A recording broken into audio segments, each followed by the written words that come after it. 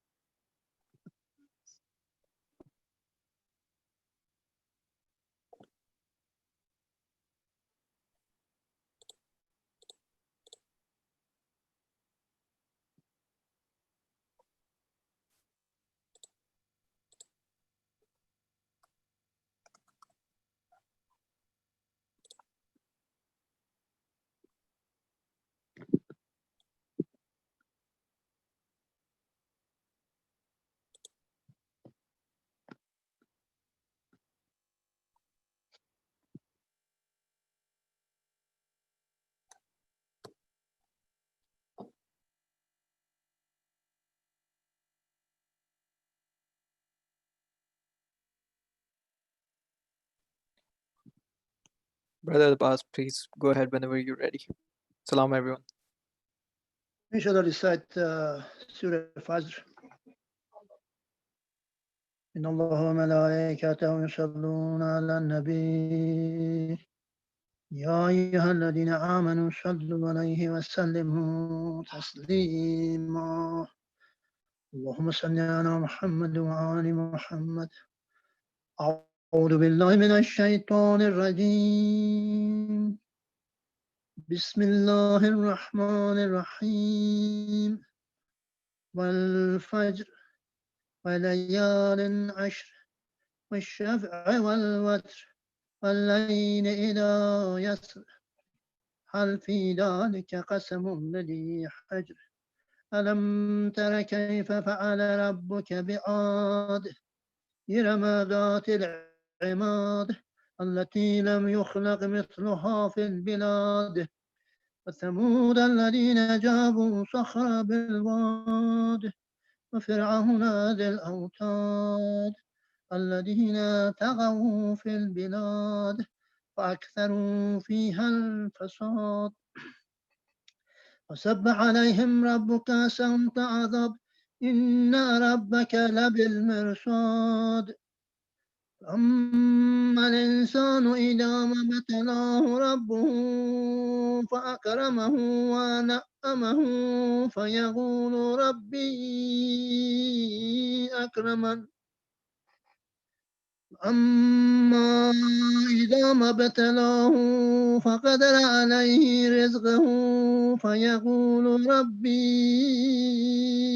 أهانن كلا بل لا تكرمون اليتيم ولا تحاضون على طعام المسكين وتأكلون التراث أكلا لما وتحبون المال حبا جما كلا إذا دكت الأرض دكا دكا وجاء ربك والملك صفا صفا وجيء يومئذ بجهنم يومئذ يتذكر الإنسان وأن له ذكرى يقول يا ليتني قدمت لحياتي فيومئذ لا يعذب عذابه أحد ولا يوثق وثاقه أحد يا أيتها النفس المطمئنة ارجعي إلى ربك راضية مرضية فادخلي في عبادي وادخلي جنتي آمنا بالله صدق الله العلي العظيم اللهم صل على محمد. Allahumma salli ala Muhammad wa ali Muhammad. Now I would request Brother Zorays to recite some poetry. Allahumma salli ala Muhammad wa ali Muhammad. درود بر آل محمد صلوات. Allahumma salli ala Muhammad wa ali Muhammad. Assalamu alaikum everyone. Wa alaikum assalam.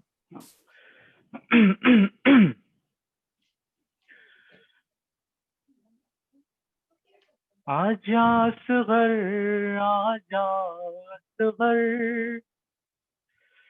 आजा असगर आजा असगर असगर मैं तेरी माँ असगर मैं तेरी माँ आ जाओ चांद मेरे तेरी प्यास मैं बुझाऊं असगर मैं तेरी माँ असगर मैं तेरी माँ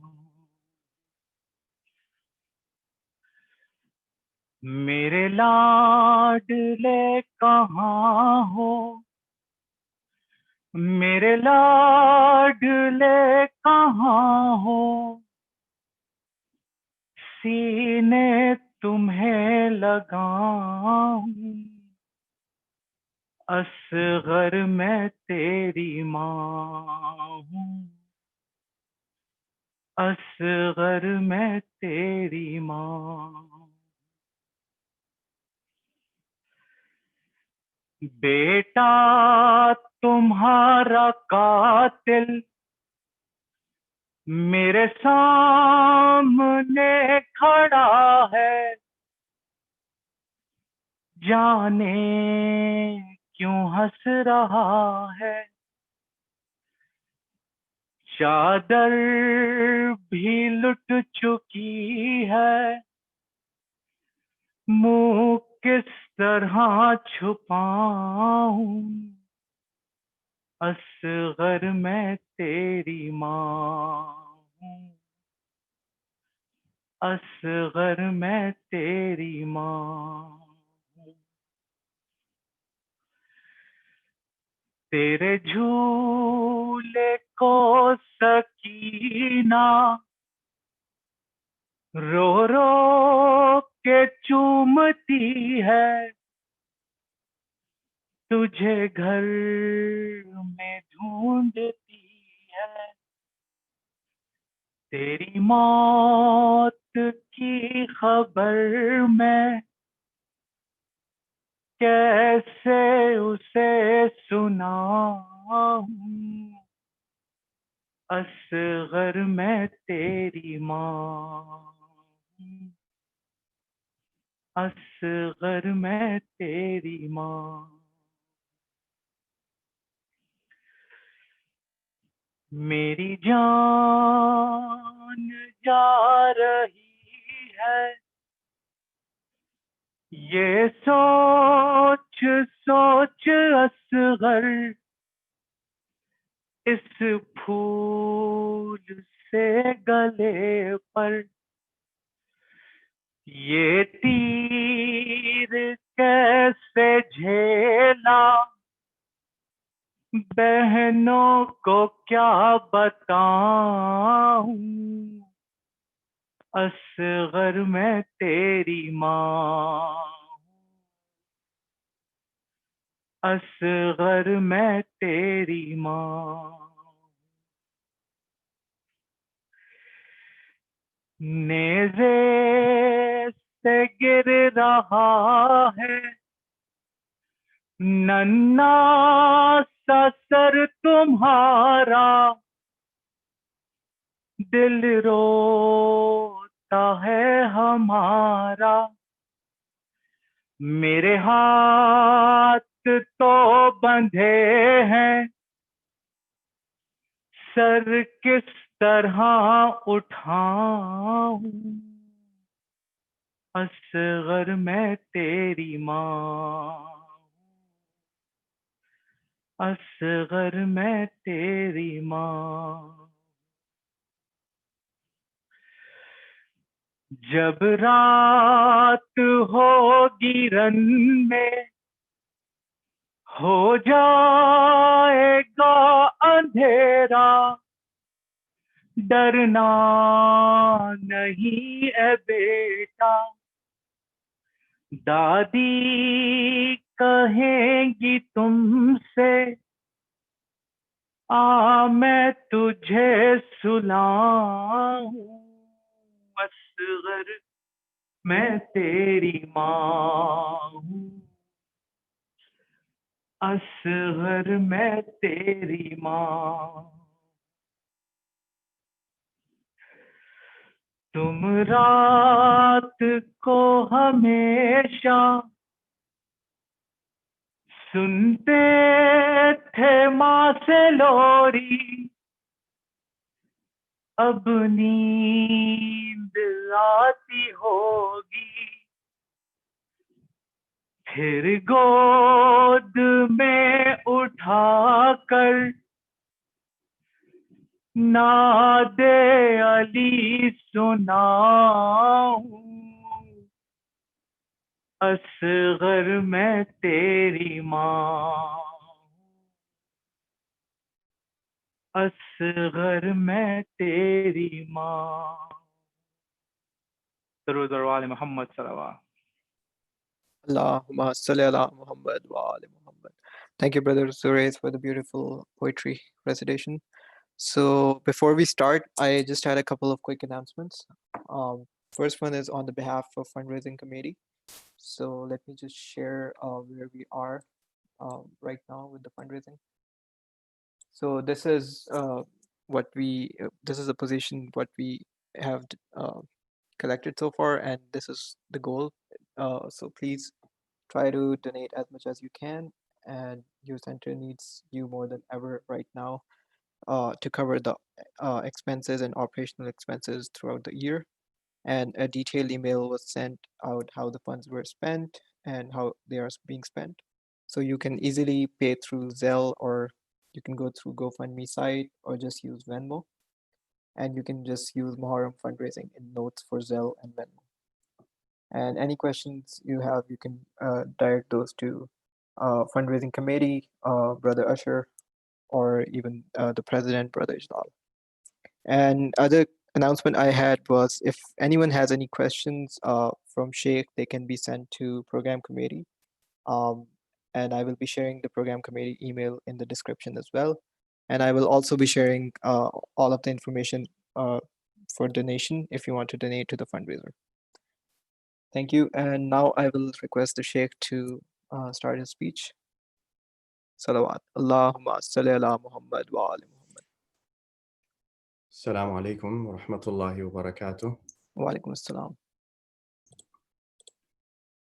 Can we please have a Surah Al-Fatiha for the deceased members of your families, the mu'mineen, the mu'minat, and the shuhada? Bismillah ar-Rahman ar-Rahim. Alhamdulillahi Rabbil Alameen. Ar-Rahman ar-Rahim. Malik yawmiddin. Iyyaka na'budu wa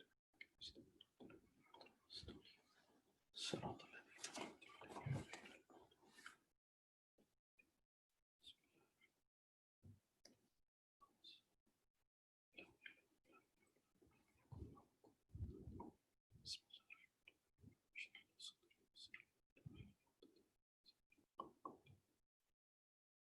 بسم الله الرحمن الرحيم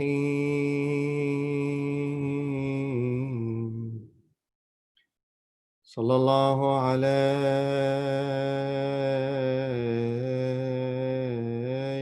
يا مولاي يا رسول الله وعلى أهل بيتك المعصومين الأبرار الميامين المظلومين المضطهدين السلام عليك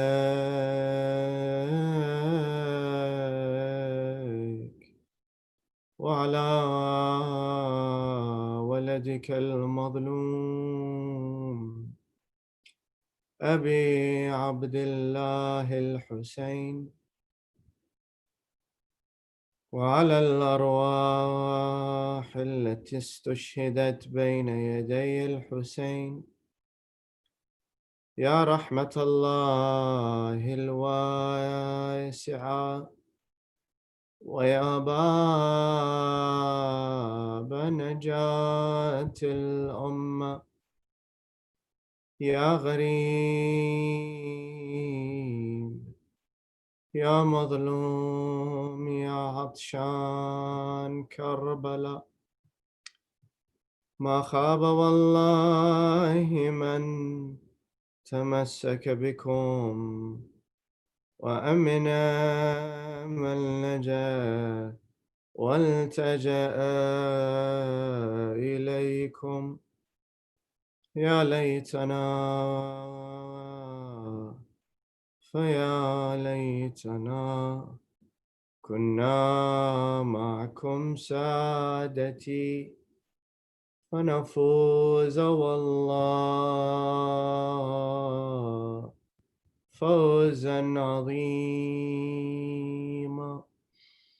قال الله سبحانه وتعالى في محكم كتابه المبين وقل اعملوا فسيرى الله عملكم ورسوله والمؤمنون وستردون إلى عالم الغيب والشهادة فينبئكم بما كنتم تعملون وآخرون مرجون لأمر الله إما يعذبهم وإما يتوب عليهم والله عليم حكيم. آمنا بالله صدق الله العلي العظيم. Dear brothers and sisters, it is reported that Al-Imam al-Hussein alayhi salatu was-salam, when he was departing from Mecca, that he met one of the companions, one of the individuals who was very well known. This person was Abdullah ibn Umar. Abdullah ibn Umar, he came to Al-Imam al-Hussein alayhi salam. He says to Imam al-Hussein, look, it will be better for you if you pledge, if you do the bay'ah to Yazid. That will be better for you, safer for you. Al-Imam al-Hussein, he says, oh, Aba Abdul Rahman. Aba Abdul Rahman was the kunya of Abdullah ibn Umar. He says, oh, Aba Abdul Rahman. He says, do you know what is the shame of the people of this earth? Abdullah ibn Umar, he says to Imam Hussein, no, tell me, Ibn Rasulullah. Al-Imam al-Hussein, he says, the shame of the people of this earth is that Yahya alayhi salam, the son of Zakaria, he says, the people of Bani Israel, they cut off his head, they slayed him, they cut off his head, and they presented his head to the king of that time, to the despot and the tyrant of that time. And he said they did so, and every morning and every night, they would go morning to night every day, killing 70 of the prophets and messengers that were sent to them by Allah subhanahu wa ta'ala. And even having done that, they would return to their shops and their stores and their businesses and act like nothing had happened, like they had done nothing. They would go on with the rest of their day or the rest of their week or lives as if they had done nothing. This sort of heedlessness. Saying this, Al-Imam Al-Hussein alayhi salatu wassalam, he left Mecca and he made his fateful journey up to Karbala. And in doing so, and in particular, focusing on these words of Al-Imam Al-Hussein to Abdullah ibn Umar, that there is something to be said about the mindset of people, and particularly people who find themselves ingrained in a way of life that takes root across a region due to some philosophy. And inshallah tonight, I thought we will talk about this to some degree. We know that Islam, when it spread after the demise of Rasulullah sallallahu alayhi wa alihi wasallam, it did so after some time. They say after Rasulullah left this world, the Muslim Ummah was thriving to some degree. There was no real immediate threat from any idol worshippers or from any other groups, really. And really, the only thing now that the people had to keep themselves engrossed was to go about their daily business, whereas before people were preparing to defend. Now, once the need for defense had gone down or had been reduced, people had to earn a living and had to focus on their daily lives. And so now you see, particularly in the time of the second Khalifa, that the Muslim armies begin to spread out through the various areas. They go out into North Africa eventually. They start to go up into Asia and into what is now considered the area of the Black Sea. They spread out into those areas. And they do so conquering different regions. And if you see the histories, the historical records that were provided to us, that when Islam entered into those new places, whether it was in North Africa, whether it was in parts of Asia, outside of out of the Arabian Peninsula or Persia even, that there was no ingrained sort of effect or of the foundation of Islam. Now, what does that mean? It means that when people from in these foreign lands were being exposed to Islam, they were only being exposed to what the soldiers were doing on a day-to-day basis.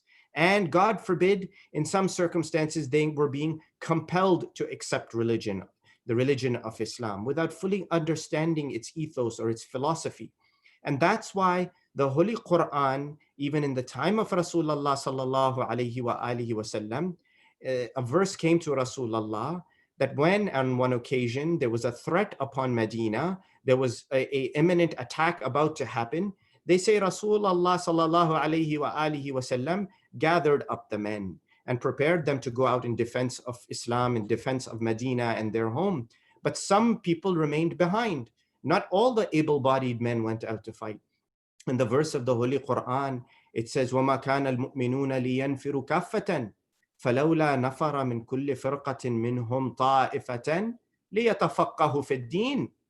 You know, طَائِفَةً لِيَتَفَقَّهُوا فِي الدِّينِ. He says, not all of the mu'mineen are going to go out and fight. They're not all going to go out and struggle and give their lives. Some of them are going to remain. وَمَا كَانَ الْمُؤْمِنُونَ لِيَنْفِرُوا كَافَّةً فَلَوْلَا نَفَرَ مِنْ كُلِّ فِرْقَةٍ مِنْهُمْ طَائِفَةً لِيَتَفَقَّهُوا فِي الدِّينِ. This طائفة, one group will remain behind in Medina. Why? لِيَتَفَقَّهُوا فِي الدِّينِ. For tafaqquh in religion. Tafaqquh means learning deeply and understanding the concepts of religion. Why? لِيُنذِرُوا قَوْمَهُمْ إِذَا رَجَعُوا إِلَيْهِمْ لَعَلَّهُمْ يَحْذَرُونَ. So that when they return to their communities eventually, that they will be able to warn them and teach them, and so that the people are aware. So what an important message, that it is not just by going out to fight that you're going to implement the religious edicts and spread the religion of Islam, or in the least preserve it from being annihilated. No, Rasulullah's implementation of this verse was that some should remain behind and should learn the religion deeply so that it can be implemented practically on a day-to-day manner.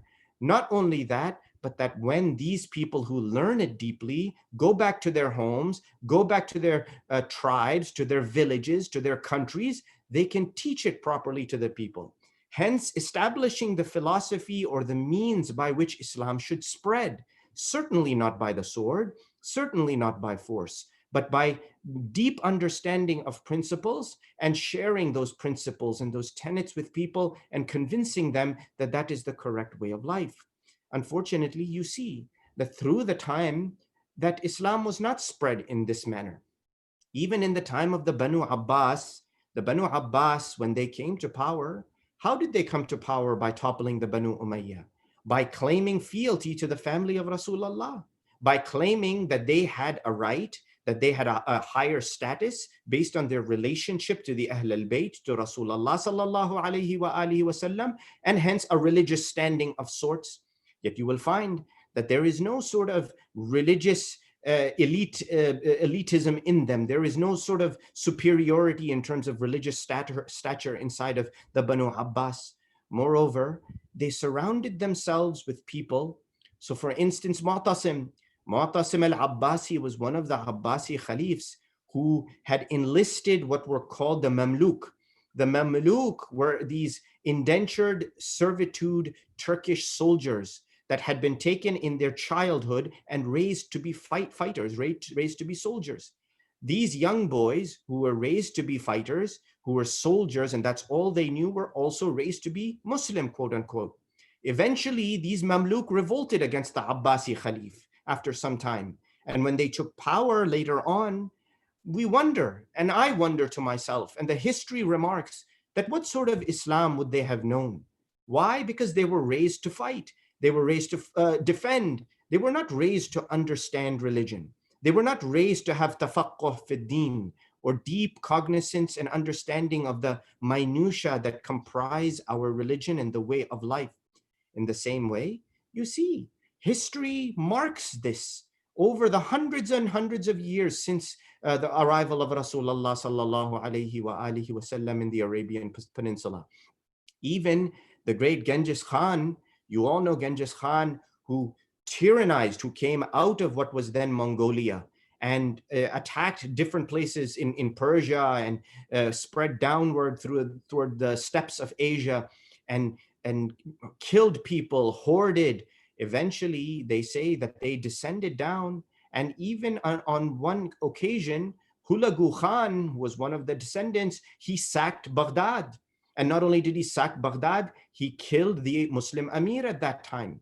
Eventually, as these people, the Mongols at that time, who they were known, the people of Genghis Khan, these were soldiers, they were warriors. These were people who ruled by military might. And even you see that their societies and their tribes were ruled by military might. That was the principle behind their life, of what they did. So much so that they adopted eventually Ghazan Khan, who was one of the descendants, he was one of the Mongol rulers after Genghis Khan. He adopted Islam as the national religion of the Mongols, of the people of this tribe. Yet he still maintained that military control, that everything that would be ruled in the tribe by them would be done on military basis, even though they had taken the stamp or the badge of being Muslim. Now, why do I say it that way? Because just because you accept Islam, you call yourself a Muslim, doesn't mean that you're actually practicing the religion the way it should be practiced. And just because you stand up for prayer, just because you are reading the Quran, you are fasting, doesn't mean you deeply understand what it means to be a Muslim.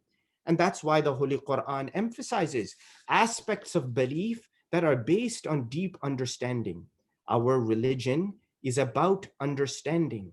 It is about knowing what we believe, and not only knowing what we believe, having conviction in it, and implementing it practically on a day-to-day basis, so that the spiritual aspects of our life are connected to the practical aspects of our life, so that our ritualized worship, like our salat, which we do repeatedly every day, our fasts, which we do in the month of Ramadan, is connected to some practical action that occurs in my life. My job, my seeking of education, my improvement in society, my engagement, my volunteerism, and indeed my activism as well. My dear brothers and sisters, these are the things that we have to consider. And you can see that Islam emphasizes this. The verse that I have been reciting to you every time in the beginning of the majlis is the one from Surah At-Tawbah, in which Allah says to Rasulullah, وَقُلْ أَعْمَلُوا فَسَيَرَى اللَّهُ عَمَلَكُمْ وَرَسُولُهُ وَالْمُؤْمِنُونَ. That act, do what you have to do, and know that Allah, His Rasul, and the believers will see what you are doing. And know that you will be returned. وَسَتُرَدُّونَ إِلَىٰ عَالِمِ الْغَيْبِ وَالشَّهَادَةِ فَيُنَبِّئُكُم بِمَا كُنتُمْ تَعْمَلُونَ. Know that eventually you have to go back and you have to face your creator, you have to face your maker, and in this case you have to know the one who knows the hidden. Why?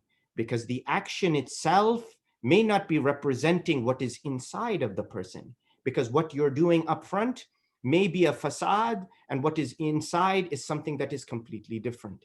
That's why the Holy Quran and our religion teaches us. Again, the theme that we have stressed from the first night and been discussing is that what emanates on the outside must come from a place that is firm and strong on the inside.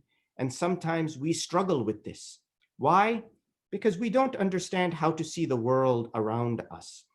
We don't recognize the state of that world. And I'm going to try to explain to you what that means. Clearly, we know the world we live in. Clearly, we see the city, the people we're surrounded by, where we want to go. That's not my meaning in what I'm trying to say to you.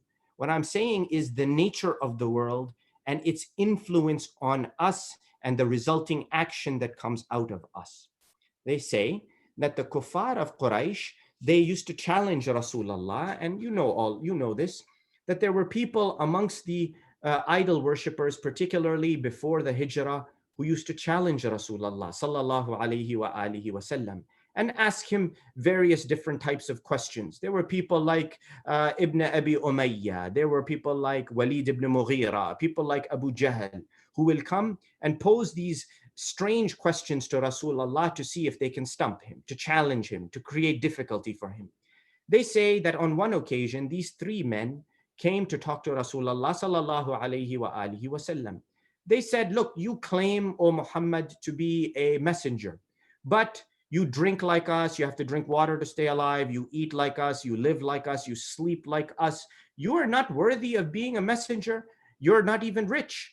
If God were to send a messenger, he would send somebody who was rich, who was affluent, who had affluence, who had some position, some station in life, not someone poor like you, who would come and transmit this message.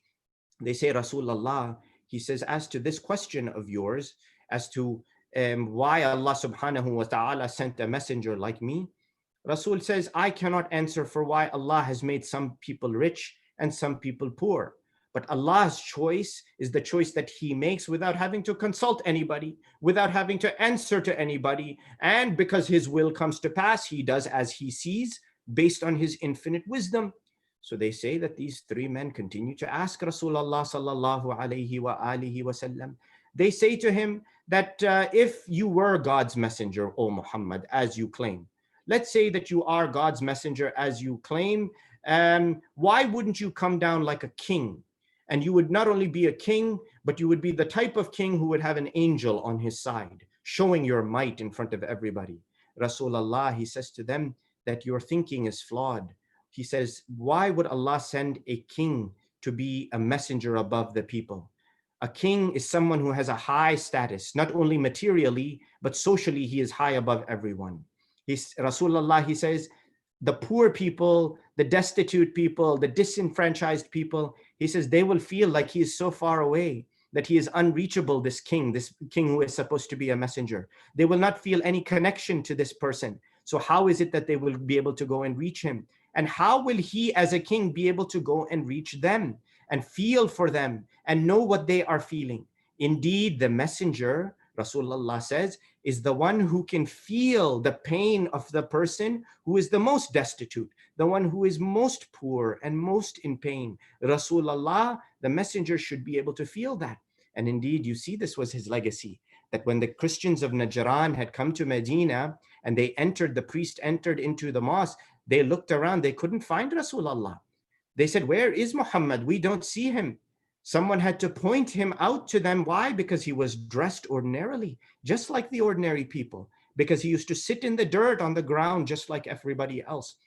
They say after giving this answer, the three men continue their questioning of Rasulullah sallallahu alayhi wa alihi wasallam.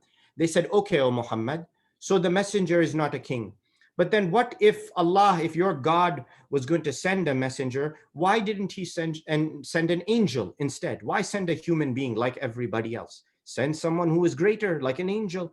Rasulullah sallallahu alayhi wa alihi wasallam, he says, if Allah were to have sent an angel who was then going to perform miracles to convince the people of God and believing in God and the power of God, the people wouldn't believe, because they will say, this is an angel. It is ordinary for an angel to do extraordinary things. However, if the messenger is a human like everybody else, physical as a human, and he then does a miracle by the permission of God, that would be more convincing to develop the faith. Moreover, he says, how would the people be able to see the angel? An angel is light. The only way to see the angel, if in fact it were to have come as a messenger, is if it took the form of a human being. That would defeat the purpose of having a messenger be an angel then. So then the fourth question, my dear brothers and sisters, they ask they ask Rasulullah sallallahu alayhi wa alihi wasallam, they say, "O Muhammad, you have brought this Quran, you keep reciting the verses of this holy book that you say that you have been given, that it is the word of God. And we ask this question, that why is it that God gave the book to you?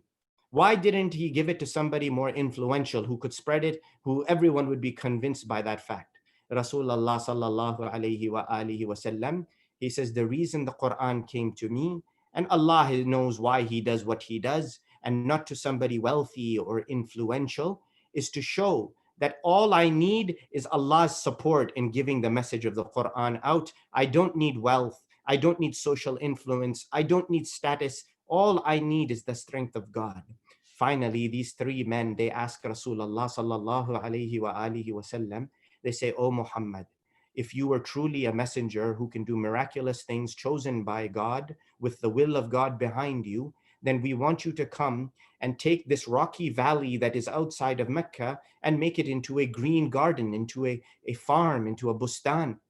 Rasulullah, he says, that is a nonsensical challenge that you are making. Why?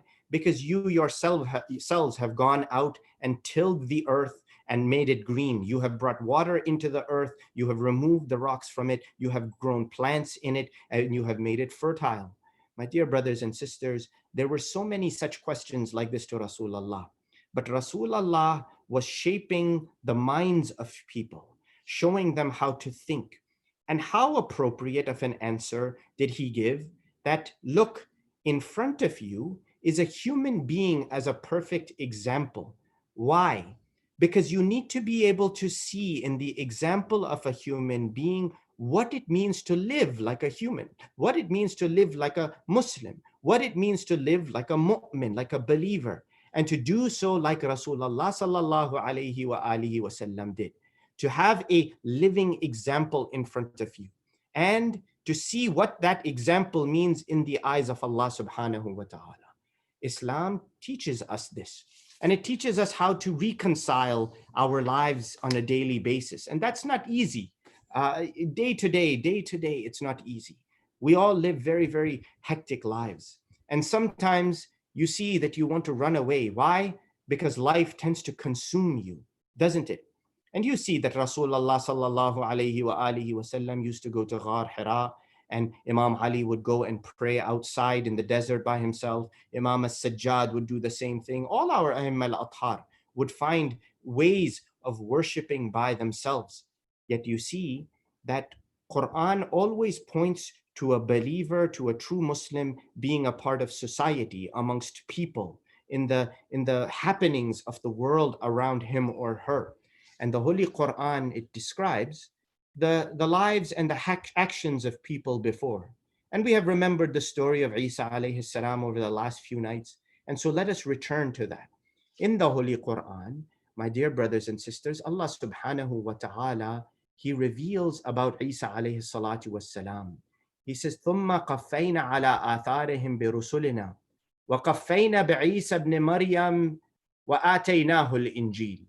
O believers, he's speaking to the people in this Quranic ayah, that we sent more messengers after Isa alayhi salam. And Isa came as a sign after the prophets who were previous to him. They came as a sign. وَجَعَلْنَا فِي قُلُوبِ الَّذِينَ اتَّبَعُوهُ رَأْفَةً وَرَحْمَةً وَرَهْبَانِيَّةً. We took the people who followed Isa alayhi salatu wassalam, and we imbued in them a certain quality. We gave them a certain love towards Isa alayhi salatu wassalam. They had mercy towards each other. And they had something called rahbaniya. Rahbaniya, it means a desire to seclude yourself away from everything, from the world, and only to be with God, to find this sort of monkhood inside of yourself.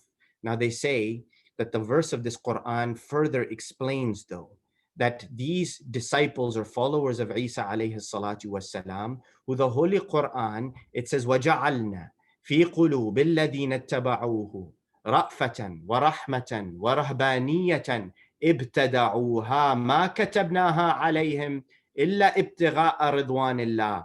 This seclusion, this tendency to seclude themselves was not something that God had ordained on them.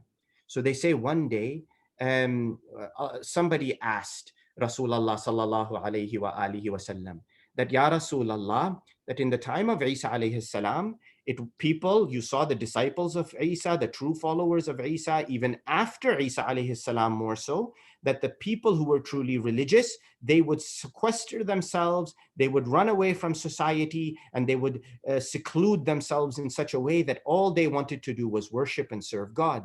And we see that tendency even today, that there is this practice of monasticism, this practice of being separate from the life of this world and solely devoted to God.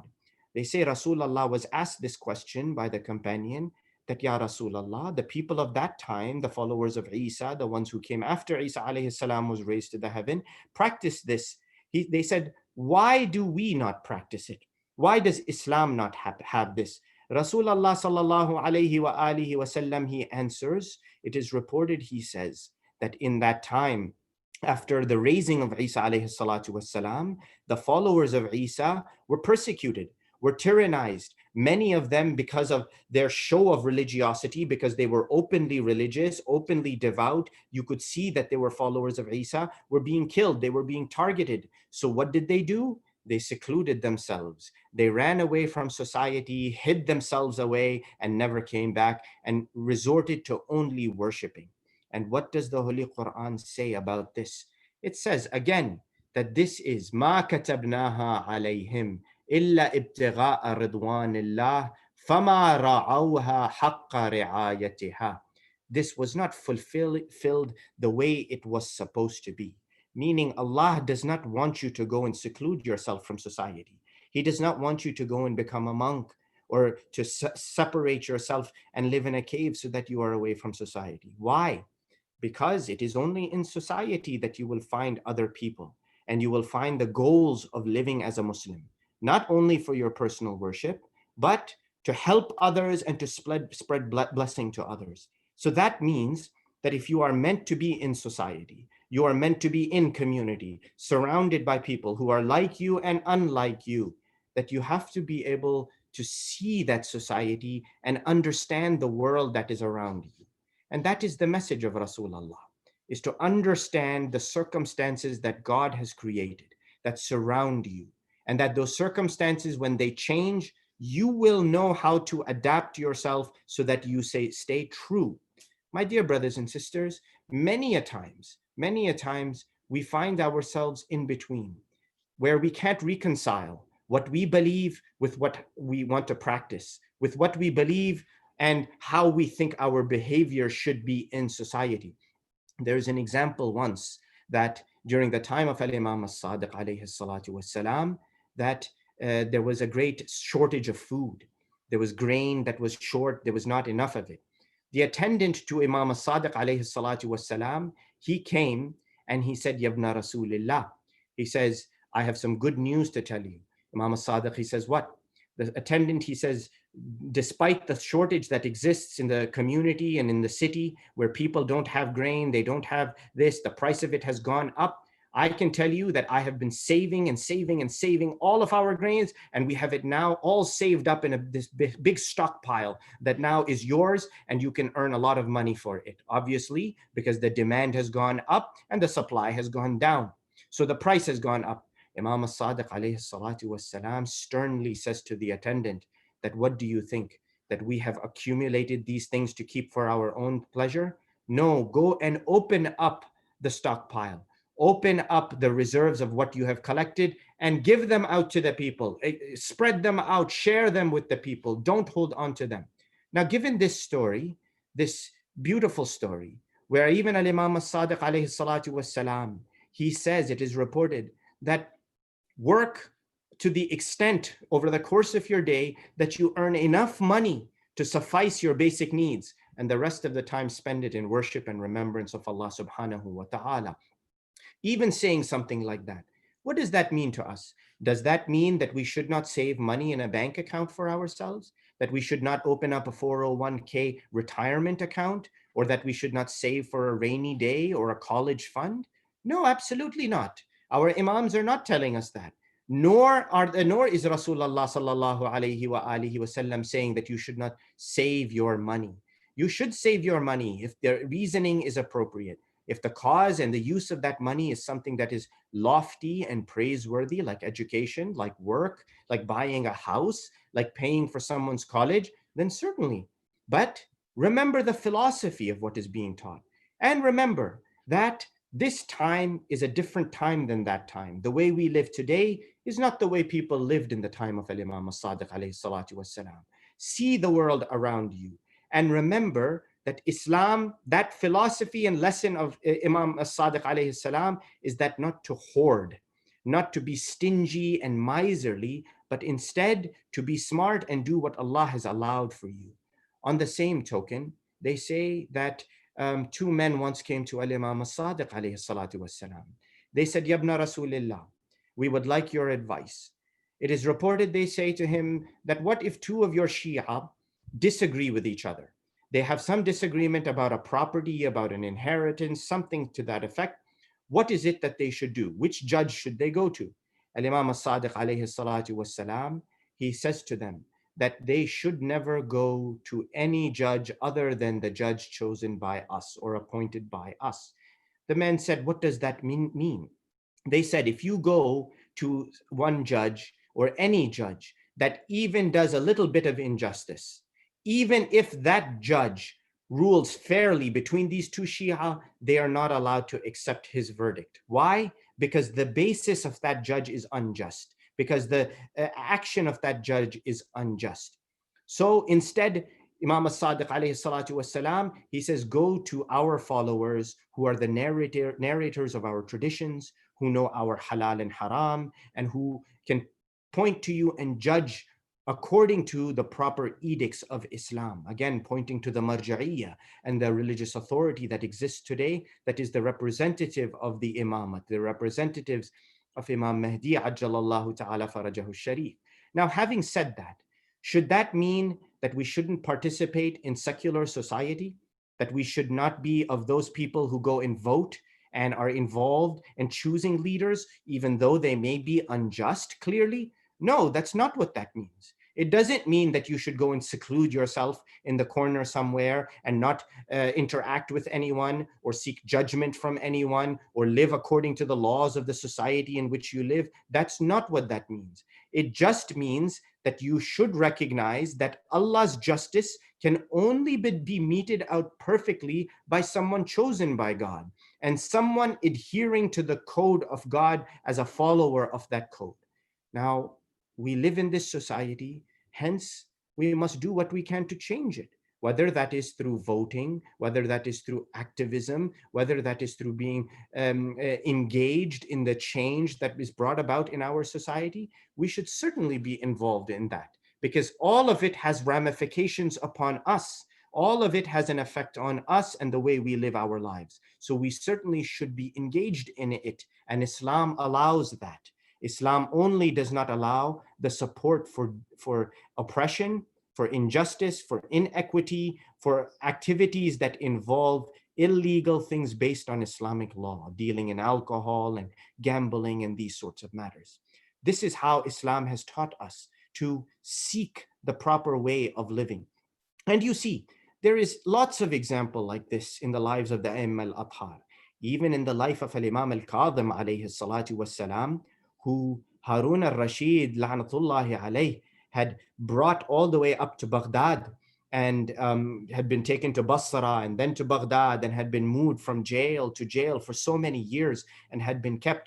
They say that Imam al-Kadhim alayhi salam had a great companion. His companion's name was Ali ibn Yaqtin. Ali ibn Yaqtin was a true follower of the Ahl al-Bayt, true follower of not only Imam Kadhim, but his father Imam al-Sadiq alayhi salatu wassalam.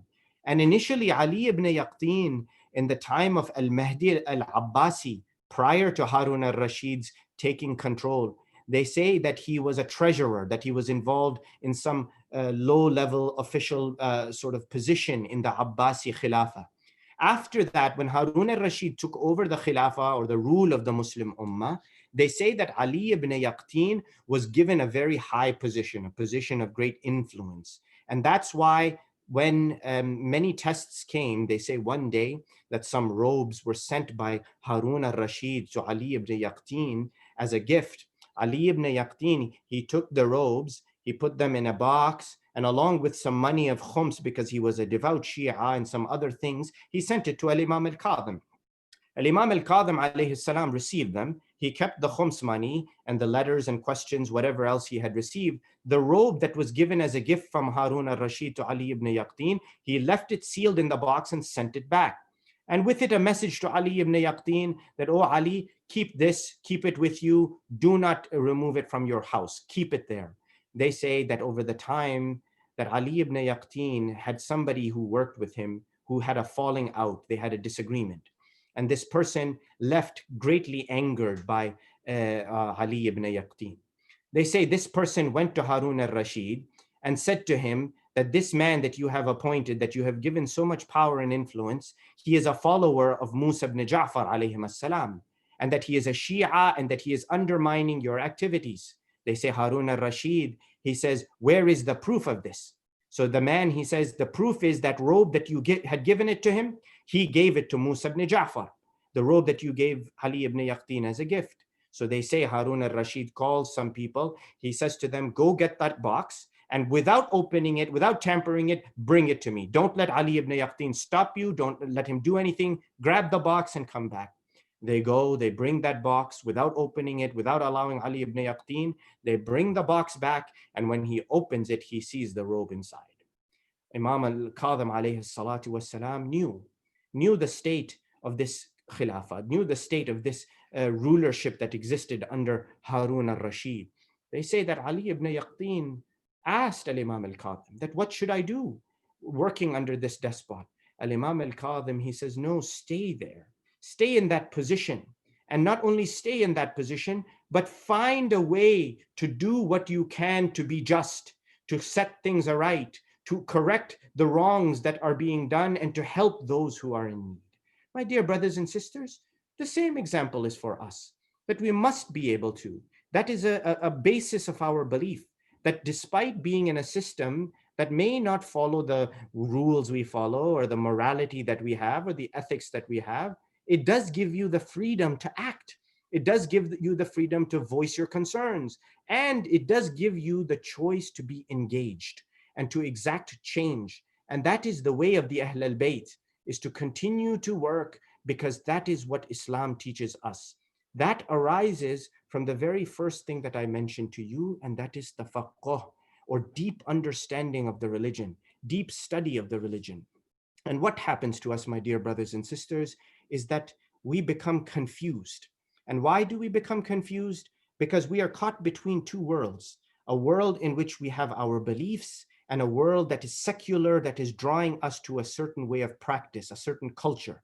And that's why we have to separate Islam's practice as a culture versus Islam's practice as a true way of life. Because many a times, just like the Mongols, just like many of the nations that came up that adopted Islam, it only became a cultural way of life. It became a cultural practice and not a deep understanding of the tenets of religion. And so what does that do? Today, it creates what is called dissonance for us, this deep disturbance that mentally arises that causes us to become confused. And this is very common for human beings. Why? Because we want to justify why we live a certain way. We want to justify the circumstances that exist in our life. Let me give you an example. They did a study, a very nice study of two groups of people. They bought these two groups of people and they put them in a room. And for 1 hour, they had them do some very mundane, boring act repeatedly for 1 hour, like taking a wooden peg and putting the peg into a hole, and taking it out and putting it back into the hole, and taking the peg out and putting it back into the hole, and just do that for 1 hour. They had both these groups do it. At the end of the hour, the researchers went, and one of the groups, they paid them $20, and they said to them, look, we're going to give you $20 if you go and you tell the next group of participants that the job you were doing, or this task that you were doing, the putting of the pegs into the hole, was really exciting. You loved it. It was a lot of fun to do that. They gave them $20 to do it. The second group, they said, look, we're going to give you $1 if you go and you tell the next group of participants that you had a lot of fun and it was really exciting and fun to put this peg in the hole over and over, over and over, over and over. They found that the ones who were paid the $20, when they went, they just basically said what happened. They said, well, look, it was not that fun. We put the peg in the hole. It was about as exciting as putting a peg in a hole. You can figure that out. But the ones who were paid the $1, they went and they told the next participants, who actually turned out to be just the researchers in disguise, that it was a lot of fun. It was so much fun to put the peg in the hole. It was great fun. It was, you're going to enjoy it. They were just trying to convince them that putting that peg in the hole was great fun, even though they were paid $1. What the researchers determined was that these people who were putting the peg in the hole and only got $1 felt that they had to justify the wasting of their time with the peg in the hole, the sort of nonsense that existed, or the sort of mundaneness of that activity, so that they had to justify it by telling the other participants, the next participants, that they had a lot of fun. We know this happens in life. Maybe our child comes to us and really enthusiastically is trying to convince us and say, Dad, Mom, let me go off to this great conference and I'm going to learn a lot. Meanwhile, it's just a trip of friends going somewhere to some other city and they just want to have fun. And they go and you give in, you say, okay, you can go. And your child goes off to that conference or that workshop or wherever it is they're going. They come back and they tell you, oh, it was great. It was amazing. I learned this and I learned that and I had fun and it was just the best experience. Meanwhile, you find out later as a parent, you have some insight into your children that really it was completely useless. It was absolutely nothing. It was boring. It was hyped up and nothing happened. And why did the child say all these things that it was exciting and it was fun? Because they had to justify what they went through. They had to justify the difference between what they believed should have happened, meaning it being exciting and beneficial and awesome, versus what it truly was, what is reality. And that is the sort of dissonance that is occurring inside of our minds. We don't understand how it shakes who we are. We don't understand how on moment to moment it shakes what we are. I want to fit into society. I want to do anything I can to fit in with my peers, whether it is in college, whether it is at work, etc. Why can't I go to an after work sort of gathering where people are drinking alcohol? I will feel left out. I will feel like I'm not one of the group. I have to go. I have to participate in these things. And so you will create for yourself an excuse. You will give yourself a reason why to reduce the level of conflict between what you know you should be doing and what you find yourself being compelled to do, what you see the society changing around you. This is a very common occurrence, my dear brothers and sisters. And we find that we justify the actions that we do because we don't understand the world around us.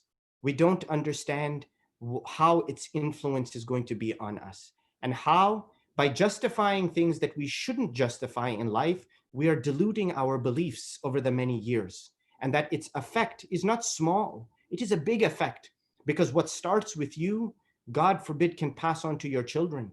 And what's slowly diluted down to 20% in your children can be 50% or 80% in their children after that, and on and on. That's why adherence to a code is very, very important. Believing in that code and applying that code, knowing its application. So what does that mean? It means that in your daily practice or your belief in your salat, that you ensure that your salat is going to stop you from committing sins. That's number one. If you commit to doing your prayer on time, what is the practical application of that spiritual activity? That you should say, how has it stopped me from sinning today?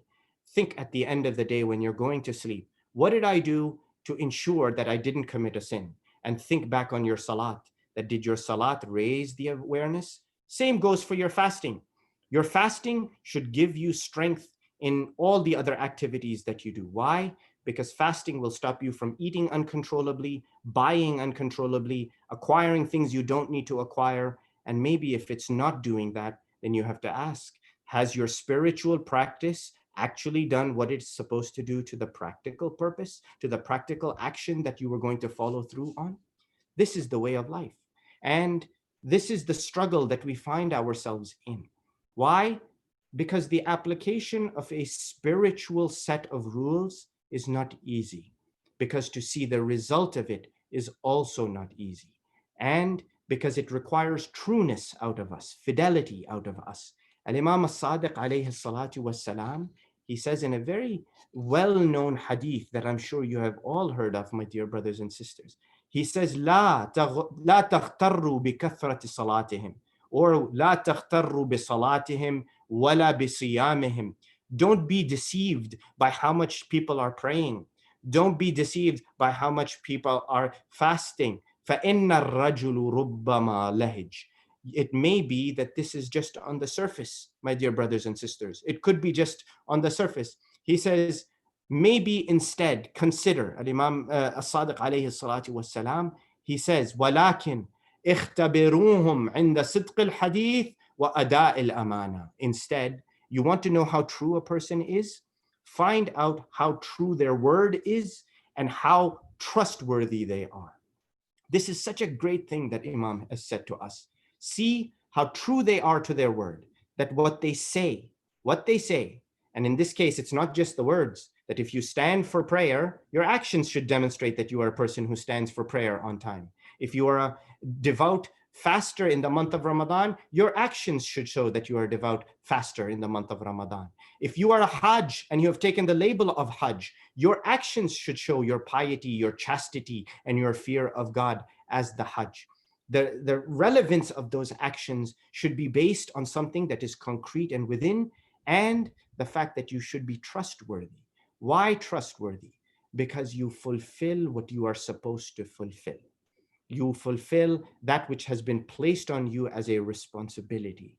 That is not easy. And the way to do it is to recognize the various components in our lives. My dear brothers and sisters, we believe in our aqa'id that Allah is one and that Allah is the most merciful. Do we not? It is one of his qualities. He has called himself the most merciful. So our aqa'id tell us that Allah, the one, is the most merciful. We also believe that Allah subhanahu wa ta'ala has commanded us to be merciful ourselves and to adopt qualities of forgiveness. He says, I am merciful, therefore you also should practice the quality of being merciful. And so not only do we believe in it, but we actually adopt it into our akhlaq. So it goes from aqa'id towards the akhlaq, and then finally it goes into the mu'amalat, into the actions. And so what does that mean? I know that God is merciful. I believe in his mercy. I adopt that mercy inside of myself as my own quality, and I put it into action by being merciful on those people who need my mercy.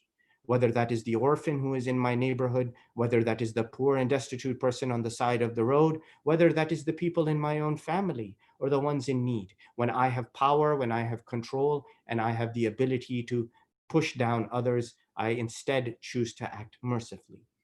Imam Hussein alayhi salatu wassalam says that these qualities should be engendered. That's why we should spend our time deeply studying how we implement these qualities. Not only aqa'id, but akhlaq and amal as well. And that's why the ayah says, وَقُلْ أَعْمَلُوا فَسَيَرَى اللَّهُ عَمَلَكُمْ وَرَسُولُهُ. No, say that, do your actions, O Muhammad. Tell them to do their action, to act, and know that Allah sees the actions. Rasul sees the actions. Believers see the actions. And even Al-Imam Al-Hussein, he warns us. He says, النَّاسُ عَبِيدُ الدُّنْيَا وَالدِّينُ لَعِقٌ عَلَىٰ أَلْسِنَتِهِمْ. He says, the people are the servants of this world.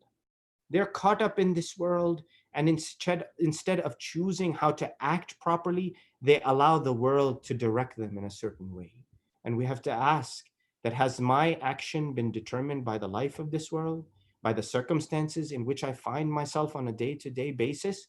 Imam Hussein, he says, النَّاسُ عَبِيدُ الدُّنْيَا وَالدِّينُ لَعِقٌ عَلَىٰ أَلْسِنَتِهِمْ يَحُوطُونَهُ مَا دَرَتْ مَعَايِشَهُمْ فَإِذَا مُحِّصُوا بِالْبَلَاءِ قَلَّ الدَّيَّانُونَ. Imam Hussein, he says the people are the servants, they are the slaves of the dunya. They and the deen is the slaver on their tongues. The religion is just like the spit in their tongues. They move it around wherever it is preferential. If life is good, if life is sound and easy and comfortable, they are religious. But the minute difficulty comes, the minute something challenges them, challenges the way they should be acting, and tells them to act in a different way, قَلَّ الدَّيَّانُونَ. They will let go of the religion. The true religious people will be very few. You will not even be able to count them. This is what we see in Karbala, unfortunately. This is what we see on the battlefield on the day of Ashura. That those who spoke and said what they were very few. Those who were deep in their conviction and understanding of religion were very, very few. There were many on the other side who just had spoken with their tongues, who maybe prayed, maybe fasted, but there was nothing beyond that. There was no truthfulness and there was no trustworthiness in any of them. And we see that this even existed in the time of Al-Imam Al-Hasan Al-Mujtaba, in the time of Ali ibn Abi Talib alayhim as-salam, that when even Al-Imam Al-Hasan Al-Mujtaba, when the time had come, when his father had passed, after some time, after the martyrdom of Imam Ali alayhi salatu wassalam, they say that one day Imam Hassan was sitting in the room, and that the door opened, Imam Hussein, he came in. When Imam Hussein entered into the room, he saw his brother Al-Hassan. Imam Hussein began to cry. He began to weep. They say that Imam Hassan, he looks at his brother and he says, "My brother, ya Aba Abdullah." He says, "Why are you crying? Ma yubkika ya Aba Abdullah. Why are you crying?" Al-Imam Al-Hussein alayhi salam, he looks at his brother Al-Hassan. He says, "Abki ya akhi ya Aba Muhammad, lima yusna'u bik." He says, "I'm crying because of what is going to be done to you." Al-Imam Al-Hassan, he looks at his younger brother Al-Hussein. At that moment, he says to him, "Ya Aba Abdullah, إن الذي يؤتي إلي سما يدس إلي فأقتل به." He says, the one who gives me the poison, she will feed it to me and I will die from the effects of that poison. ولكن لا يوم كيومك يا أبا عبد الله. There is no day like your day, O Aba Abdullah. There is no day that compares to your day, Ya Aba Abdullah. يزدلف إليك 30,000 رجل يدعون أنهم من أمة جدنا محمد. Trampling upon you, marching upon you, will be 30,000 men, all of them claiming to be from the community, from the ummah of our grandfather Muhammad. وَيَنْتَهِلُونَ دِينَ الْإِسْلَامِ, claiming to be of the religion of Islam. فَيَجْتَمِعُونَ عَلَى قَتْلِكَ وَسِفْكُ دَمِكَ. They will come and stand there and they will be ready, drawn with swords, ready to kill you and spill your blood. They say when Al-Imam Al-Hassan was martyred and he died, Al-Imam Al-Hussein prepared the burial.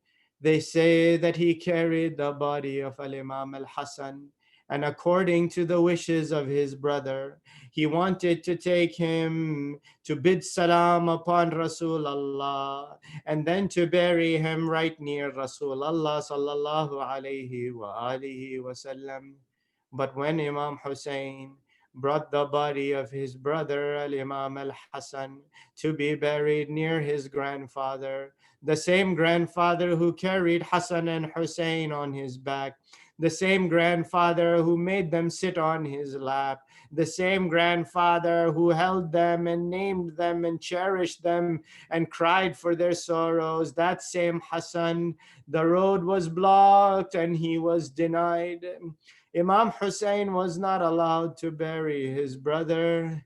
Marwan ibn al-Hakam, other personalities stood in the way and they said, you will not be allowed to go and bury him next to Rasulullah. Al-Imam al-Hassan is buried in the Baqi', and now the days have gone by. And Al-Qasim ibn al-Hassan, the family of Al-Imam al-Hassan have been placed in the care of Al-Imam al-Hussein. On the day of Ashura, Al-Imam al-Hussein's companions, all of them have gone out and fought in the battlefield. All of them have gone out and given their lives. Now, one by one, the youth of the Bani Hashim are coming forward to fight. One young youth, he comes forward. He asks Al-Imam al-Hussein that, Ya Amma, أتأذن لي بالقتال? Do you allow me, do you give me permission, oh my uncle, to go out and fight? Please, my uncle. Al-Imam al-Hussein looks at Qasim ibn al-Hassan. He says, no, no, my son Qasim, go back. Qasim goes, and not long after that, again comes and begs, and again keeps asking, Imam Hussein, how can he give this wadi'ah, this trust that has been placed with him? Again, Qasim is sent back, and again, not long after that, Qasim ibn al-Hassan comes forward. They say, now this time he comes and clutches on to his uncle's hand. وبدأ يقبل يدي الإمام الحسين ويشمهما ويقبلهما.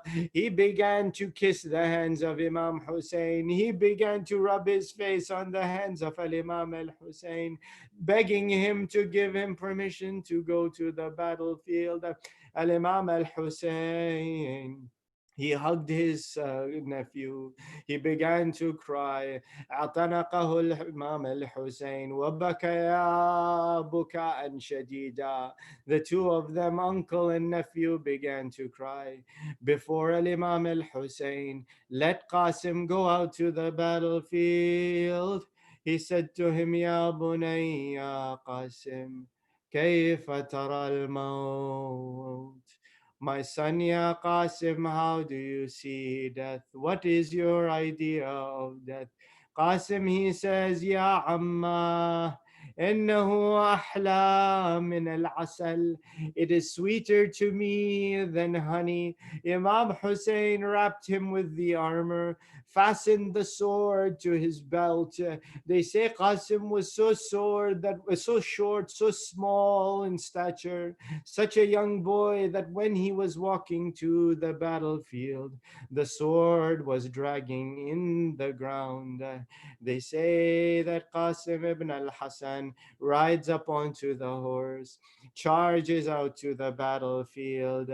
They say that the tears were flowing from his eyes, and he would say to the enemy soldiers, إن تنكروني فأنا نجل الحسن. If you deny who I am the son of Al-Hasan al-Mujtaba. Do you attack my uncle Al-Hussein? They say that the enemy soldiers cannot defeat him in the battle. Qasim ibn al-Hassan is fighting against them. At one moment in the battlefield, they say that Qasim notices that the strap on his sandal is torn. So in the middle of the battlefield, Qasim stops and he begins to fix the strap on his sandal.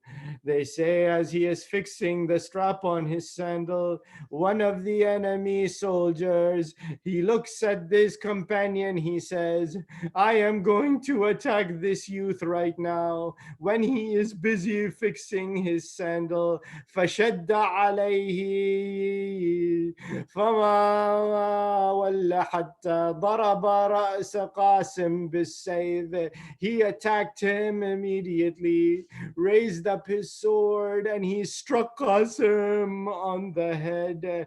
فوقع قاسم إلى الأرض وصاح السلام عليك يا عماه أدركني يا عماه. My uncle, come to my help.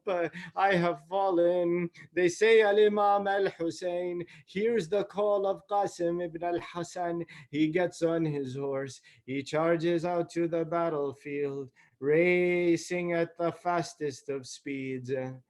The Rawi, he says that Al-Imam al-Hussein, as ferociously as he was coming into the battlefield, the enemy soldiers became afraid. They are cowards when they saw Al-Imam al-Hussein. Their horses began to race in different directions. It was chaos, and as they ran in every direction, the dust from the sands of Karbala began to rise up into the sky. Al-Imam al-Hussein arrives into the spot where he could hear the voice of Qasim, but there is so much dust in the air that he cannot see Qasim. He keeps calling out, Qasim, raise your voice.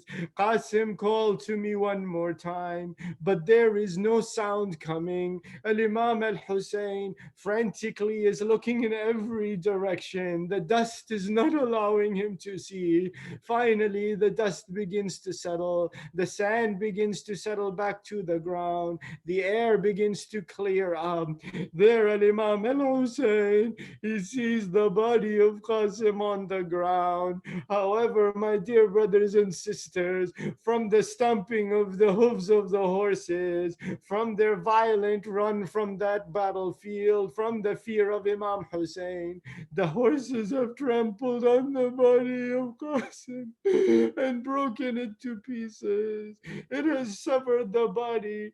Al-Imam al-Hussein, he comes, he sees the body is shaking, he sees it is in the last moments. Al-Imam al-Hussein, he collapses on the body. He says, يَعِزُّ وَاللَّهِ عَلَىٰ عَمِّكَ أَن تَدْعُوهُ فَلَا يُجِيبُكَ.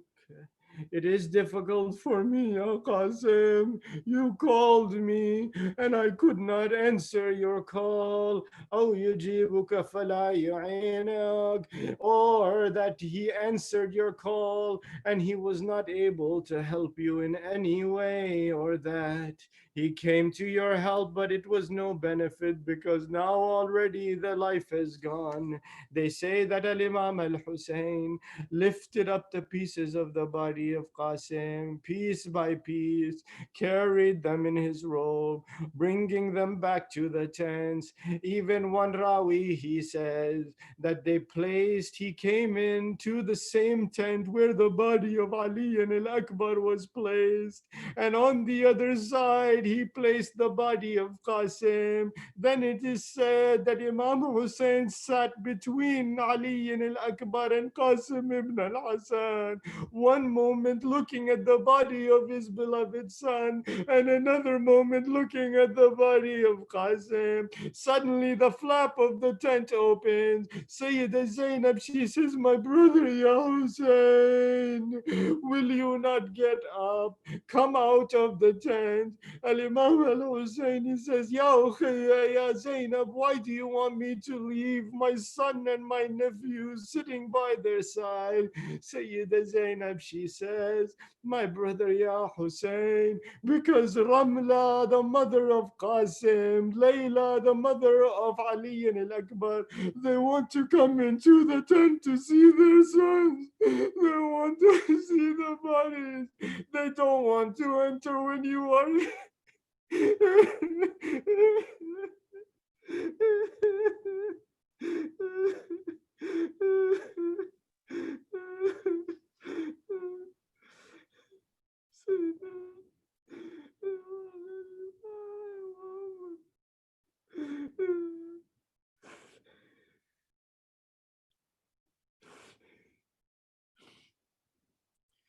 وسيعلم الذين ظلموا آل محمد أي منقلب ينقلبون والعاقبة للمتقين إن لله وإنا إليه راجعون.